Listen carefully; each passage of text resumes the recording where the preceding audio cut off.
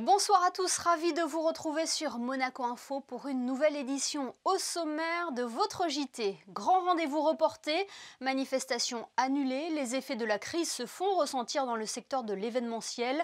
Nous avons recueilli le témoignage ce soir de Muriel Bouillon, cofondatrice de Monte Carlo Accueil. La crise sanitaire a obligé de nombreuses entreprises à s'adapter, à se réinventer. C'est le cas des restaurateurs qui ont développé leur service de livraison. Illustration dans ce journal. La Saint-Valentin, c'est dimanche. Pour sortir de l'ordinaire, pourquoi ne pas vous offrir un restaurant à la maison ou un week-end à l'hôtel? Nous vous donnerons quelques idées. Et puis c'est également un 14 février qu'aura lieu le Monaco Run sous un format réduit cette année. Seul le 5 km aura lieu, il sera réservé aux professionnels. Nous en parlerons avec Jean-Pierre Chebel, le directeur de la Fédération monégasque d'athlétisme. Mais avant cela, un premier point sur l'actualité en principauté avec Frédéric Hélion. Bonsoir Frédéric. On débute avec des remises de lettres de créance ce matin au Palais Princier. Les ambassadeurs extraordinaires et plénipotentiaires du Cambodge, des Émirats Arabes Unis, d'Allemagne et de Suède ont remis leurs lettres de créance ce matin au prince Albert II. Sofan Khet, Ali Abdullah Al-Ahmed, Hans-Dieter Lucas et Hakan Akesson sont donc les nouveaux hauts diplomates accrédités en principauté. Un mot à présent sur la première réunion du groupe de travail conjoint ASCOBANS sur les captures accidentelles de cétacés. Une réunion internationale qui se déroule en ce moment sur un format en ligne du 10 au 12 février au centre des discussions. La surveillance et la nécessité d'atténuer les captures accidentelles de cétacés dans différentes zones du monde et par différents engins de pêche. Plus de 150 participants des pays européens, méditerranéens et de la mer Noire y assistent, rassemblant des scientifiques, des gestionnaires, des décideurs et des représentants du secteur de la pêche. Et on termine par cet atelier numérique qui aura lieu la semaine prochaine. Dans le cadre du plan de relance économique, le gouvernement propose un cycle de conférences en ligne dédié aux solutions concrètes que peut amener le numérique. Jeudi prochain, à 16 h, l'atelier sera consacré à ce thème, comment améliorer sa présence en ligne pour développer les ventes. Merci Frédéric. Avec la crise sanitaire, nombreux sont les secteurs qui ont été impactés. Le monde de l'événementiel en fait partie. Même si la culture est bien vivante en principauté, le secteur a du mal à sortir la tête de l'eau. Nous nous sommes intéressés ce soir aux hôtes et hôtesses d'accueil qui collaborent avec les plus grands événements en principauté, victimes collatérales du coronavirus. Bonsoir Muriel Bouillon. Bonsoir Émilie Rousseau. Comment se porte votre secteur ? Pas très bien, je dois dire que notre secteur est en grande difficulté pour tout ce qui est événementiel, c'est très compliqué. En ce qui nous concerne, nous sommes plus mis à disposition d'hôtesses, d'hôtes, de guides, de chauffeurs. Donc c'est une activité qui, on peut le dire, quasiment à l'arrêt.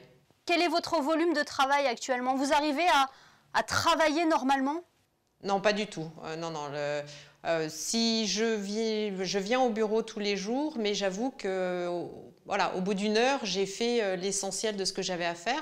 Après, on recontacte nos clients, on essaie de garder contact avec eux pour savoir ce qu'ils font, s'ils ont des projets, qu'est-ce qu'ils envisagent, comment ils ressentent les choses. Mais il y a eu un petit pic qui est remonté et là, depuis 2 jours, malheureusement, on sent que la tendance est un petit peu vers la baisse de nouveau. Voilà, parce que votre secteur est lié à l'organisation des événements en principauté, mais également sur la région. Nous avons de la chance en principauté que le théâtre et l'Opéra Garnier sont restés ouverts, ce qui nous a permis de faire travailler quand même quelques personnes, puisque nous faisons les placeurs dans ces lieux de prestige. Mais là, bon, malheureusement, la crise sanitaire fait que on est toujours un petit peu sur le fil de rasoir et les événements peuvent s'annuler du jour au lendemain. Oui, et comment on arrive à s'adapter à cette situation? Est-ce que vous vous êtes diversifié? Alors, pour se diversifier, c'est très compliqué puisque on est lié totalement à la présence humaine et à l'accueil humain. Donc c'est très compliqué. Maintenant, on va essayer de se diversifier en se rapprochant de l'expansion économique pour voir si effectivement on peut trouver d'autres moyens de faire travailler des hôtesses dans des lieux qui sont encore ouverts actuellement. Donc ça, c'est un projet, mais c'est très difficile. Et aussi, mis à part les hôtesses, on avait également les guides, et vous vous doutez bien que maintenant, il n'y a plus de groupes qui viennent visiter Monaco. Donc là aussi, c'est un secteur qui est énormément touché. Vous parlez des hôtesses. Quel est le profil des hôtesses que vous engagez ponctuellement ?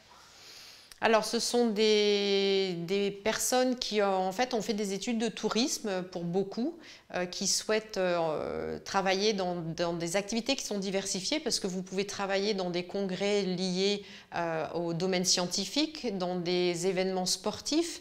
Il y a pour en citer quelques-uns, il y a le jumping de Monaco, il y a le Monaco Yacht Show, il y a l'Herculis, et après on a tout un tas de congrès de laboratoires pharmaceutiques, enfin on avait, je devrais dire. Donc ce sont des personnes qui ont fait des études de tourisme, ce sont quelques étudiantes, mais pas la majorité, qui en fait veulent gagner un petit peu d'argent. Et après on a des personnes qui ne font que ça, qui malheureusement ont vu leur activité et leurs revenus complètement stoppés, qui sont des personnes qui ont dû changer d'activité pour certaines et se retrouver d'autres choses pour avoir des revenus. Et justement, vous êtes régulièrement en contact avec elles. Que deviennent-elles ? Oui, on garde un contact. Vous savez, Monte Carlo Accueil, c'est une société qui existe à Monaco depuis 1998. Donc vous imaginez bien qu'on a lié des liens qui sont très forts avec une grosse partie des personnes avec qui nous travaillons depuis pratiquement le début. Certaines ont refait des formations, d'autres ont trouvé des contrats dans des sociétés, mais certains en accueil, enfin en caisse plutôt de grande surface, d'autres dans les banques. Quelques-unes ont fait des formations pour devenir masseuses, pour faire des programmes autres, en fait, liés peut-être parfois à des aspirations personnelles, mais c'est très difficile et malheureusement, beaucoup d'entre elles, que ce soit des hôtesses, des hôtes, des guides, ce sont des gens qui n'ont aucun statut et donc ce sont les oubliés de la crise parce qu'ils n'ont aucune aide. Et justement, comment vous envisagez les prochains mois ? Les grands événements tels que le Rolex Monte Carlo Masters ou le Grand Prix de Formule 1 sont pour le moment maintenus ? Alors, en ce qui concerne effectivement le Grand Prix de Monaco, il est maintenu effectivement. Après, dans quelle mesure il aura lieu avec du public, sans public, nous travaillons avec des sociétés privées qui font venir des clients en principauté, mais ces mêmes clients qui viennent de tous les pays d'Europe et même des États-Unis, si les gens ne peuvent pas voyager, comment cela va-t-il se passer? Les gens vont-ils avoir envie de venir? Vont-ils avoir peur? Où est-ce qu'on en sera en termes de vaccination des différents pays au mois de mai? Donc on travaille, je commence effectivement à travailler sur ce Grand Prix avec mes clients, mais tout en me disant que voilà, je travaille peut-être pour rien, mais au moins on se dit qu'il y a peut-être un espoir que quelque chose se passe quand même au mois de mai. Avant ça, je crains que malheureusement, il n'y ait pas grand-chose. Oui, l'espoir, c'est un mot qui revient régulièrement. Oui. Merci beaucoup, Muriel Bouillon, d'avoir été avec nous ce soir. Merci beaucoup, Émilie Rousseau. Merci, au revoir. Et en effet, l'espoir, mais aussi l'adaptabilité sont des mots qui sont souvent revenus depuis le début de la crise. Nous en parlions d'ailleurs dernièrement avec le restaurateur Riccardo Girodi, qui a su tirer profit du contexte en lançant des restaurants virtuels. D'autres ont développé leur service de livraison. Alexandra Pani, vous êtes justement allée à la rencontre de plusieurs restaurateurs qui ont misé sur ce service. Oui, je me trouve devant l'un des établissements qui se trouve rue des Açores et qui a fait du service de livraison l'un de ses atouts depuis le début, bien avant le début de la crise sanitaire. On va aller voir comment ça se passe pour eux depuis ces derniers mois. Ça a dit bonjour? Oui, je vous écoute. Dites-moi tout. Vous êtes sur la livraison depuis le début, depuis toujours. Est-ce que la crise, par contre, a renforcé ce service? Vous avez vu un renforcement des appels? Alors, durant effectivement le confinement, oui. On a eu effectivement beaucoup plus de livraisons à remporter. Maintenant, c'est moins le cas.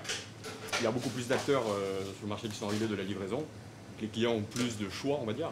Comment ça se passe, vous? Parce que vous avez aussi un service à table pour le midi en ce Tout à moment. Est-ce qu'on peut parler de la répartition, livraison Clairement, emportée alors peut-être avant la crise, c'était clairement sur place où on avait le plus de monde. Dorénavant, c'est principalement livraison. Il y a beaucoup moins de monde sur place, notamment depuis l'obligation du télétravail.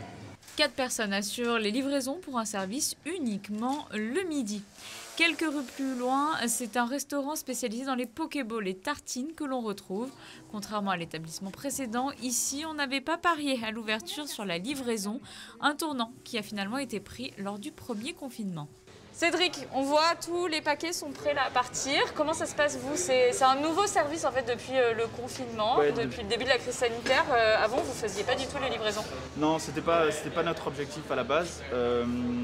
On s'est lancé avec le premier confinement. On s'est dit les gens vont avoir peur de sortir, les gens vont être stressés. On devait se renouveler. Du coup, on a acheté 2 scooters, on a récupéré notre petite voiture. Et on fait les livraisons comme ça et ça marche de mieux en mieux. On est content que les gens jouent le jeu et qu'ils restent à la maison, donc c'est cool. C'est un vrai plus économique finalement? Clairement, au mois de novembre, on a lancé notre site internet et chaque jour c'est un peu plus, donc on est vraiment content par rapport à ça. En scooter ou petite voiture ancienne, décapotable lorsque le temps le permet, le service livraison est définitivement adopté par leurs clients. C'est clair que j'ai pas mal utilisé ce service, que ce soit à Monaco ou chez moi à Cannes. Mais non, dans tous les cas, ouais, c'est vrai que le service de livraison, à Monaco, c'est vrai qu'il y a des services genre Mr Room Service ou les services restaurants directement qui sont très efficaces. Donc du coup, on est bien desservi et je pense que franchement, on n'a pas à se plaindre. La plupart du temps, je prends en livraison. La plupart du temps, je me fais livrer. C'est plus simple et plus rapide. Plus simple et plus rapide, c'est donc la clé de ce succès. Et ce fort intérêt des livraisons a justement créé de nouveaux services. On vous retrouve Léo, vous avez créé il y a quelques mois, 3 mois précisément, Eatin. Comment est-ce que ça fonctionne? Ça fonctionne très bien, on va dire qu'en ce moment c'est vraiment un service qui est important parce qu'on va dire que les gens sont souvent chez eux, comme on est obligé, on ne peut pas sortir le soir, les restaurants sont fermés. Ça fonctionne très bien parce que les gens sont demandeurs d'un service comme celui-ci pour justement avoir quand même la possibilité de manger quelque chose qui sort d'un restaurant dans le confort de sa maison. Fini le simple sandwich froid à emporter, dorénavant toutes sortes de plats sont livrés, même ceux des restaurants les plus cotés. Merci beaucoup. Et oui, vous le voyez, nous aussi, du côté de la rédaction, on a depuis longtemps succombé à la livraison. Et c'est également un moyen de soutenir les restaurateurs en cette période. Et ils en ont bien besoin. Merci Alexandra. La Saint-Valentin, c'est déjà dimanche. Il ne vous reste plus que quelques jours pour trouver un cadeau pour faire plaisir à l'être aimé. Si les fleurs et les chocolats font partie des présents les plus offerts, pourquoi ne pas innover cette année? Vanessa Dessier et Lionel Bernardi ont déniché quelques pistes pour vous. Voyez leur reportage. C'est une tradition le 14 février. L'amour est à l'honneur, mais la pandémie va-t-elle bousculer les habitudes? Du côté de la Société des Bains de Mer, l'offre reste inchangée, voire renforcée, avec notamment des nuitées proposées en suite junior. Évidemment, on a des offres de chambres qu'on va donner classiques avec une vue sur la mer, le port, le rocher. Et puis évidemment, on a des produits phares comme nos suites jacuzzi dans lesquels on peut faire une célébration un petit peu plus romantique. C'est un petit peu le but de ces suites qui ont une magnifique vue sur le port et sur le rocher et sur la mer. Et à cet endroit-là, on peut évidemment, selon les désirs des clients, mais aussi dans le cadre d'un forfait qu'on a imaginé, offrir du champagne, des fleurs, des milliardises spécialisées, l'expérience d'un photographe, le champagne dans le jacuzzi et ce genre d'expérience qui va tout à fait avec le cadre romantique d'une soirée de célébration comme celle-là. Et pour ceux d'entre vous qui souhaitent partager un repas en toute intimité à la maison sans passer des heures derrière les fourneaux, c'est possible grâce au menu de la Saint-Valentin de Monte Carlo Catering. Gourmand et raffiné, la gastronomie s'invite chez vous. C'est un menu 4 plats. Donc on va commencer par une petite des gamberoni aux racines avec une petite râpée de fèves de tonka. Ensuite on va continuer avec un biscuit de rouget barbé avec des légumes maraîchers et un petit jus au marc de Provence. Ensuite on aura une selle d'agneau rôti avec une matignon aux truffes. Ces produits arriveront en individuel dans un coffret gourmand avec un conseil de réchauffe. Et puis On continuera avec un petit dessert aux myrtilles et on terminera avec une petite brioche praline rose pour vous accompagner jusqu'au petit déjeuner. Et depuis le 9 février dernier, une boutique éphémère dans le patio de l'Hôtel de Paris propose de tendres douceurs sucrées à partager en amoureux. Sachez également que l'incontournable bouquet de fleurs reste un classique, mais toujours appréciable. Je confirme. Nous parlons du 14 février, jour de la Saint-Valentin, jour également du Monaco Run, un événement à suivre en direct sur Monaco Info à partir de 9h55. La crise sanitaire a obligé les organisateurs de revoir leur événement. Nous sommes avec le directeur de la Fédération monégasque d'athlétisme pour en parler. Bonsoir Jean-Pierre Chebel. Bonsoir. Le 5 km Hercules du Monaco Run aura bien lieu, mais en comité restreint cette année. Oui, malheureusement. La situation, déjà la mi-décembre, on avait pensé à restreindre notre organisation parce que d'habitude, à cette même époque, c'est 4 courses différentes, c'est 1500 participants. On avait souhaité se concentrer sur la course de 5 km et on avait une jauge de 500 athlètes qui avait été acceptée. Donc on était partant pour cette configuration et malheureusement l'évolution de la situation de la pandémie sur la principauté nous a fait réduire et on a réduit jusqu'à arriver maintenant seulement à une course de 30, je dirais, athlètes professionnels, 30 champions. Voilà, parce qu'à la base, vous espériez encore pouvoir organiser la course sous son format initial, avec les amateurs. Voilà, on avait eu des règles très strictes, mais on pouvait faire plusieurs départs avec chaque athlète dans un carré, je dirais, réservé. On enlevait les masques seulement au dernier moment, au moment des départs, et avec une obligation de test PCR pour tous, même pour la masse, je dis bien pour tous. Les athlètes, la masse était prévue, certains s'étaient déjà organisés pour venir et vraiment nous on a été très déçus de devoir leur dire que cette course n'aurait pas lieu, qu'on était dans l'obligation de l'annuler. Pour garder, vraiment, on a voulu quand même garder l'esprit de cette course de Monaco, je dirais l'athlétisme à Monaco comme on l'a fait déjà l'an dernier avec le meeting d'athlétisme. Et c'est pour ça qu'on a voulu quand même garder cette course avec les athlètes professionnels, mais ce sera en effet que 30 athlètes. Donc c'est vrai que c'est une manipulation, une mise en place qui est lourde pour accueillir seulement malheureusement ces 30 champions. Et comment vous avez réussi à maintenir cet événement alors que les marathons, les semi-marathons sont majoritairement reportés? On ne parle pas des mêmes distances, mais c'est quand même un événement important. Oui, là c'est seulement justement... c'est plus facile en restreignant le nombre, puisque là, c'est 30 athlètes qui vont avoir un test PCR, qui vont être même confinés pour les meilleurs d'entre eux. Et bon, avec sans public, puisqu'on va malheureusement, on va se retrouver dans une situation où on va là aussi parquer pour interdire les gens de venir, ce qui paraît évidemment pour nous organisateurs une aberration totale. Si on fait un événement, normalement c'est pour essayer de le mettre en valeur et pas pour empêcher les gens de venir. Le seul côté positif, c'est que nous ferons une captation je dirais en streaming et que les gens auront la possibilité de visionner ceci en streaming. Vous parliez des 30 participants présents, un habitué des records à Monaco également, Joshua Cheptegei. Il sera au rendez-vous pour encore marquer l'histoire, on l'espère. On l'espère en effet, je dirais que nous avons 2 champions habitués de Monaco, c'est en effet de Joshua Cheptegei, qui avait d'abord battu le record du monde du 5 km l'an dernier, donc sur ce même parcours, et qui était revenu après, au moment d'Hercules, battre cette fois sur le même record, la même distance du 5 km, mais cette fois le record piste. Donc il revient pour essayer de rebattre de nouveau ce record, qui est sa propriété toujours. Et puis aussi, je passerai de Béatrice Chepkoch, qui elle avait battu à Monaco le record du monde du 3000 steeple en 2018, et qui là va essayer de battre le record féminin de cette course. Donc c'est vrai qu'on a 2 athlètes qui ont déjà battu un record à l'occasion d'Hercules et qui viennent faire, je dirais, une autre tentative, une autre course, et qui viennent participer pour ce 5 km piste. Donc on aura vraiment 2 très grands champions. Ils sont déjà venus avec un temps en tête ? Non, parce que chaque parcours, peut donner. Mais l'idée quand même, soyons très clairs, c'est de faire un très grand résultat et pourquoi pas d'essayer de battre le record du monde réciproquement pour chaque sexe. Et le parcours de cette année est légèrement plus rapide, ça peut ouvrir des portes à ces records? Le parcours est, je dirais, pas très différent, un petit peu. Ce qui peut changer après, c'est les conditions météo. Et je dirais notre ennemi numéro 1 restera le vent. C'est vrai qu'on va guetter la météo pour ce dimanche matin. Frais, bon, il risque de faire frais à 10 h du matin, puisque je rappelle, ce sera l'horaire du départ. Et c'est sûr qu'il fera frais, mais vraiment notre ennemi numéro 1, c'est le vent. Il ne faut pas qu'il y ait de vent.